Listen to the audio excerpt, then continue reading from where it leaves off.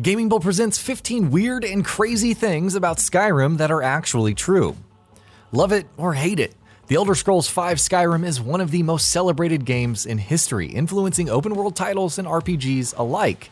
Yes, it has flaws, but it was, and by some accounts still is, the standard by which many open-world games are compared to. Though almost 7 years old at this point, there are plenty of weird and crazy things that you may not know about it, and we swear they're totally true. Let's take a look at them here. Game of Thrones tie-in. It's crazy to think that Skyrim was almost an adaptation of Game of Thrones. Speaking to Electronic Gaming Monthly in 2011, director Todd Howard revealed that the studio was asked to create games for the uber-successful books. While many at Bethesda were fans of the same, and there was even a conversation with author George R.R. Martin's staff, Howard said that they ultimately wanted to create their own world. It's amazing to think how different things would have been, especially given the popularity of both properties. Arrow to the knee. When the infamous arrow in the knee line was uttered, it spawned thousands of memes. Heck, it could have been an entire culture in its own right, but lest you think it's based off an old Nordic saying, it's not, or inspired by the name of the wind, it isn't, Todd Howard revealed that it was a line written by Bethesda designer Emil Pagliarulo. Pagliarulo wrote a number of different things to imbue more personality in the guards, and no, Howard didn't expect this particular line to become such a phenomenon. 70 voice actors, 60,000 lines. With such a large world and so many characters from wandering NPCs to figureheads, the fact that Skyrim's voice cast consisted of 70 people is impressive. They recorded a staggering 60,000 lines, which may not be a big deal by today's standards. Divinity Original Sin 2 has over 80,000 lines of recorded dialogue, for instance, but at the time, it was epic and only underscored the sheer scale of the title. The child who would be Dovahkiin. In 2011, Bethesda put out a rather odd challenge. It would guarantee a lifetime's worth of Bethesda games to any parent who would name their child Dovahkiin. Now, the child had to be born on November 11th, 2011, which is Skyrim's release date, but lo and behold, it actually happened. Said child is still receiving all Bethesda titles and heaps of merchandise to this day. Song of the Dragonborn. The Song of the Dragonborn is as iconic as it is overwhelming. Despite the chorus of an army assaulting the player's senses, the theme was actually sung by 30 people. This was then duplicated twice and layered over to create the impression of 90 voices singing in unison, hailing the Dragonborn's arrival. Triumph's shout, indeed. Bethesda's largest map? For years and years, whenever anyone would hear about a game's open world, comparisons would be made to Skyrim. The chief reason was that Skyrim is one of the largest worlds that Bethesda has ever created. Or is it? As it turns out, The Elder Scrolls II Daggerfall is way bigger, measuring 161,000 square kilometers, thus making it several thousands of times bigger than Morrowind, Oblivion, and Skyrim combined. Be warned though, there is a lot of empty space to be found. Sometimes quantity can't beat quality. ULFR the Blind.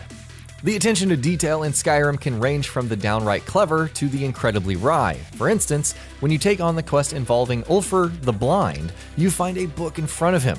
Why would a blind man need a book that isn't written in Braille for all intents and purposes? As it turns out, the book is full of blank pages. A bamboozle of the general player base, or just Bethesda being clever. You decide. Real-time maps.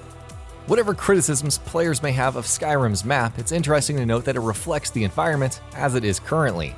Say that you use the Clear Skies shout, you'll actually see the clouds on the mountains disappear on the map as well. If you're consuming a Dragon Soul, open up the map and you'll see a little bright spot which indicates where you are. A neat touch indeed. Winnie the Pooh's voice.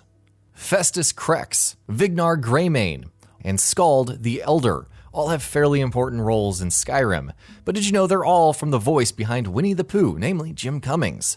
He's had many other iconic roles throughout the years, from Pete in numerous Disney properties and games, including Kingdom Hearts, to Darkwing Duck, past and present. Mario the Dragon. Perhaps more significant is that Parthenax, the badass dragon who teaches the Dragonborn how to use fire breath, is voiced by Charles Martinet.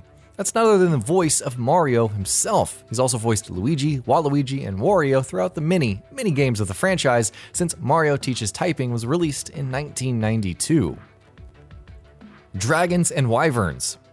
One of the strangest things about the dragons in Skyrim is that they aren't actually dragons at all, they're wyverns. While dragons have 2 arms and 2 legs with wings, wyverns only have wings and 2 legs. The dragonborn would thus have to be called wyvernborn. That's an oops if we've ever seen one, but don't expect a retcon anytime soon. Following NPCs. Fun fact, when an NPC has to go somewhere, they'll actually walk there. None of that instant teleportation nonsense as soon as they leave your sight. In the Civil War quest, when General Tullius goes to meet High Hrothgar, he'll actually go from Solitude all the way on foot. It's possible to actually follow him to the destination if you should desire. Dragon language. Why does dragon language look the way that it does?